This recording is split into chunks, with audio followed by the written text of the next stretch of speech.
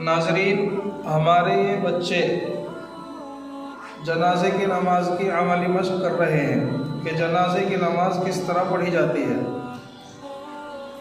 اور اس عملی مشق سے یہ فائدہ ہوگا کہ خدا نخواستہ ان بچوں کو جنازے کی نماز اگر پڑھانے کا موقع مل جائے یا ایک دم سے کہیں ضرورت ان کی پڑ جائے تو یہ جنازے کی نماز آسانی کے ساتھ پڑھا سکیں۔ تو اس لیے ذہن میں یہ بات آئی کہ ان کی عملی مشق کرائی جائے اور ان کی ایک ویڈیو بھی بنا لی جائے تاکہ اور حضرات بھی آسانی کے ساتھ سیکھ سکیں۔ تو پہلی بات تو یہ ہے کہ جب ہمارے محلے میں یا ہماری بستی میں کسی کا انتقال ہوتا ہے تو آپ دیکھتے ہیں کہ لوگ ان کے پیچھے پیچھے چلتے ہیں، لیکن جہاں میت کی جنازے کی نماز ہوتی ہے تو لوگ کافی سارے نماز جنازہ کو چھوڑ کر کے الگ ایک طرف کھڑے ہو جاتے ہیں۔ تو میں ان حضرات کی خدمت میں یہ بات پیش کرنا چاہتا ہوں کہ ان کو الگ کھڑے ہونے کی ضرورت نہیں۔ وہ کیوں کھڑے ہوتے ہیں؟ وہ اس لیے کھڑے ہوتے ہیں کہ ہم پہ تو جنازے کی نماز آتی نہیں، جب جنازے کی نماز نہیں آتی تو ہم کیا کریں گے کھڑے ہو کر کے؟ اس لیے پہلے تو یہ بات سمجھ لیں کہ جنازے کی نماز میں 2 فرض ہیں۔ نمبر 1 قیام کرنا، جیسے یہ بچے کھڑے ہیں، اور نمبر 2 چاروں تکبیر کہنا۔ تو نمبر 1 فرض قیام کرنا، نمبر 2 چاروں تکبیر کہنا۔ تو تکبیر ہر کوئی کہہ سکتا ہے، اور ماشاءاللہ کھڑے ہیں ہی، اللہ کی شان ہے، اللہ رب العزت نے طاقت دی ہے، ہمت دی ہے، اللہ پاک نے ہمیں کھڑا کر دیا، یہ اللہ کی بڑی عظیم نعمت ہے۔ تو کھڑا ہونا یہ فرض، اور اگر خدا نخواستہ کوئی محتاج ہے تو بیٹھ کے بھی پڑھ سکتا ہے، کوئی جو ہے بیچارہ عاجز ہے، لاچار ہے تو بیٹھ کے بھی نماز پڑھ سکتا ہے۔ تو بہرحال کھڑے ہونا یہ فرض، اور دوسرا چاروں تکبیر کہنا ہے فرض۔ تو یہ 2 فرض ہیں، اور یہ دونوں فرض ایک ان پڑھ سے ان پڑھ بھی کر سکتا ہے۔ اس لیے بہت سارے حضرات جو جنازے کو چھوڑ کر کے نماز جنازہ جیسے اہم عمل کو چھوڑ کر کے ایک طرف کو جو کھڑے ہو جاتے ہیں، ان کا یہ کھڑا ہونا غلط ہے، بلکہ جیسے امام تکبیر کہتا ہے وہ جو ہے تکبیر پڑھیں۔ اور جنازے کی نماز بہت آسان ہے۔ تو 4 تکبیر ہوتی ہیں۔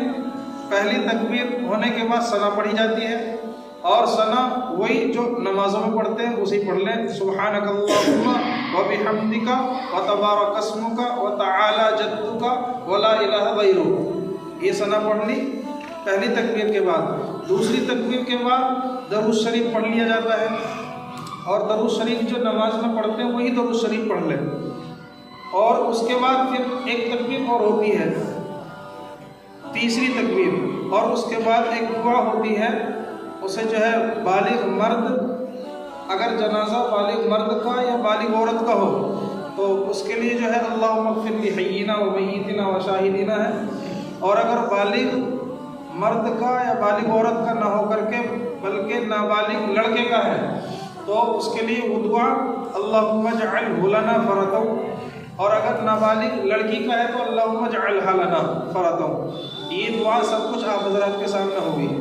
تو سب سے پہلے سب باندھی گئی ہیں اور سب باندھ کر کے نیت کی جاتی ہے۔ تو نیت کے بارے میں آپ حضرات کو بتلا دوں، نیت جو ہے یہ دل کے ارادے کو نیت کہتے ہیں۔ یہ جو زبان سے لمبی چوڑی دعا ہے، اگر کسی پہ یہ نہیں آتی تو کوئی حرج نہیں، لیکن ارادہ کر لیا کہ جنازے کی نماز ہم امام صاحب کے پیچھے پڑھ رہے ہیں، 4 تکبیر کے ساتھ پیچھے پڑھ رہے ہیں، اس کا ارادہ ہے تو بس نیت ہو گئی۔ تو زبان سے تو دل کی ترجمانی ہو جاتی ہے، اگر کہہ لے تو ٹھیک، نہ کہے تو کوئی حرج بھی نہیں۔ نماز کی نیت، جیسے نماز کا ارادہ کر لیا تو مسجد میں آتے ہی دیکھا ظہر کی نماز ہے، ظہر کی نماز پڑھ رہے ہیں، اگر اس وقت اس کی زبان سے عصر کا لفظ نکل گیا کہ عصر کی نماز 4 رکعت میں پڑھ رہا ہوں امام صاحب کے پیچھے، تو چونکہ اس کو پتہ ہے کہ ظہر کی نماز میں پڑھ رہا ہوں تو اس کی نماز ہو جائے گی۔ بس نیت دل کے ارادے کو کہتے ہیں، نیت کر لی، لیکن زبانی بھی آپ حضرات سن لیجئے کس طرح نیت کی جاتی ہے اسے بتائیے۔ یہ کرتا ہوں 4 تکبیر نماز جنازہ فرض کفایہ، اللہ صلی اللہ تعالیٰ کی دعا لا شريك له الله أكبر اسے نہیں بالکل سیدھی رکھنا ہے. دوبارہ باندھ دیجیے. الله أكبر سبحانك اللهم وبحمدك وتبارك اسمك وتعالى جدك وجل ثناؤك ولا إله غيرك. یہاں جو انہوں نے وجل سلام کو پڑھایا، اگر اس کو نہ پڑھا کر کے ایسی ہی ولا الہ الا اللہ پڑھ دے تو کوئی حرج نہیں ہے. یہ اس لفظ کا یاد ہونا ضروری نہیں ہے، بلکہ یاد ہے ٹھیک ہے، نہ ہے تو کوئی حرج بھی نہیں ہے. وہی پڑھ دو جو پڑھتے ہو سلام. تکبیر کہیے. الله أكبر اللهم صل على محمد وعلى آل محمد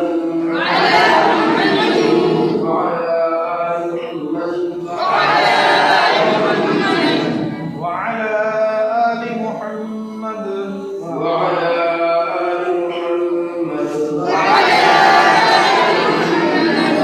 كما صليت وسلمت وباركت ورحمت وترحمت على إبراهيم وعلى آل إبراهيم إنك حميد مجيد. جو درود شریف پڑھا ہے وسلم تو مبارک و رحمت اللہ میں نے بتلایا تھا. اگر کسی کے یہ یاد نہیں ہے اور صرف سادہ درود شریف یاد ہے جو نماز میں ہم پڑھتے ہیں، اللہم صلی علی محمد وعلی آل محمد کما صلیت علی ابراہیم وعلی آل ابراہیم انک حمید مجید. تو ناظرین یہ اس کو جو ہے کتابوں میں اچھا بتلایا کہ اس درود شریف سے یہ زیادہ اچھا ہے. اس کو پڑھنا، اس کا پڑھنا زیادہ ثواب رکھتا ہے. تو جو ہے اس کو پڑھ لینا چاہیے. الله أكبر ناظرین 3 تکبیر ہو چکی ہیں. اب یہ 3 تکبیر کے بعد اگر جو ہے جنازہ ہم دیکھیں گے کہ بالغ مرد کا ہے یا بالغ عورت کا ہے. اگر دونوں میں سے کسی کا ہو تو وہ دعا پڑھی جائے گی جو بالغ مرد اور بالغ عورت کے لیے. وہ دعا کون سی ہے؟ سنیے اس کو. اللهم اغفر لحينا وميتنا وشاهدنا وغائبنا صغيرنا وكبيرنا وذكرنا وأنثانا. اللهم من أحييته منا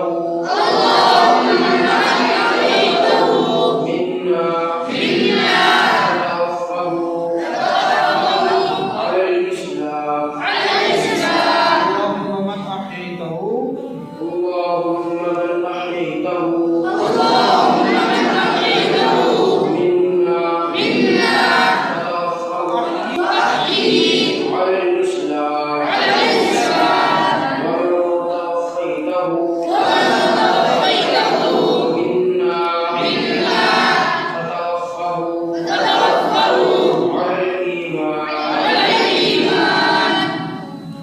تو ناظرین اس بچے نے جو دعا پڑھی ہے آخر میں اللہم اغفر لحینا ومیتنا، یہ بہت جامع دعا ہے. اس دعا کو تو ہمیں ہمیشہ پڑھنے کی ضرورت ہے. جب بھی ہم نماز کے بعد دعا کریں تو اس دعا کو پڑھیں. اور اس دعا میں اللہ پاک سے بہت جو ہے زبردست دعا کی گئی ہے. اللہ ہماری زندوں کی مغفرت فرما، مردوں کی مغفرت فرما، اور ہمارے بڑوں کی مغفرت فرما، چھوٹوں کی مغفرت فرما، مردوں کی مغفرت فرما، عورتوں کی مغفرت فرما. اللہ جب تک ہم زندہ رہیں اسلام پر ہمیں زندہ فرما، جب موت آئے تو خاتمہ ایمان پر فرما. تو اس طرح کی دعا بہت جامع دعا ہے. اس دعا کو جو ہے پڑھنے کا، یہ دعا عموماً عام طور پر اکثر لوگوں کی یاد نہیں ہوتی، ان لوگوں کے جو بالکل پکے سچے نمازی ہیں اور جو اپنے آپ کو دیندار کہتے ہیں ان کے بھی یہ دعا یاد نہیں. اگر ان کے یاد بھی نکل آئی تو اس دعا میں جو بچہ جس دعا میں اٹکا اللہم من احییتہ منا فاحیی علی الاسلام، اس میں جو ہے وہ اٹک جاتے ہیں. بہرحال اس دعا کو یاد کرنا بہت اچھا ہے، دعا کو یاد کر لینا چاہیے. اور اگر کسی کے دعا یاد نہیں ہے تو اس کو نماز نہ چھوڑنا چاہیے، نماز میں شریک ہو جانا چاہیے. اللہ رب العزت کی ذات وہ ہے کہ ان مردوں کی وجہ سے اللہ پاک اس مرحوم کی مغفرت فرما دے، یا اس مرحوم اور مرحومہ کی برکت سے اللہ پاک ان حاضرین کی مغفرت فرما دے. اس لیے نماز جیسے اہم عمل کو جو ہے چھوڑنا نہ چاہیے بلکہ شریک ہونا چاہیے. اگر بالغ مرد یا بالغ عورت کا نہیں ہے، نابالغ لڑکے کا جنازہ ہے، تو اس دعا کو پڑھیں گے. وہ دعا کون سی؟ اس کو پڑھیے. اللهم اجعله لنا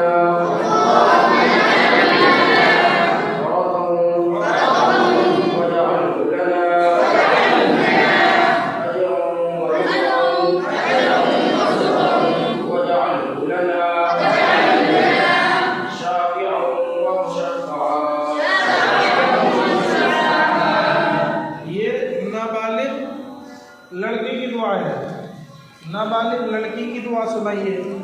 اللهم اجعلها لنا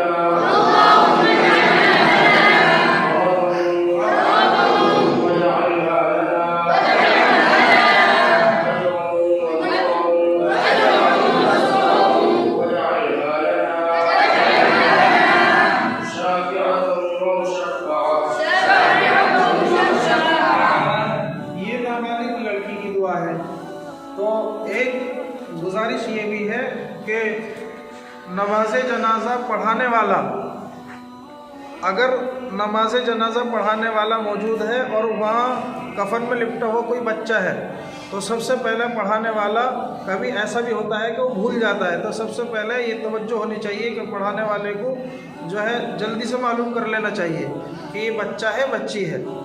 تو جب محسوس ہو جائے گا کہ یہ بچہ ہے تو اس کی دعا پڑھے گا، بچی ہے تو اس کی دعا پڑھے گا. کبھی کبھی ایسا ہوتا ہے کہ جو ہے دھیان نہیں رہا اور جو ہے اب محسوس ہو رہا ہے کہ کون سی دعا پڑھی جائے، تو لڑکے کی جگہ لڑکی کی پڑھی دی جاتی ہے اور لڑکی کی جگہ لڑکے کی پڑھی دی جاتی ہے، تو نماز تو ہو جائے گی. بہرحال جو سنت ہے اور جو طریقہ ہے وہ چھٹ جائے گا.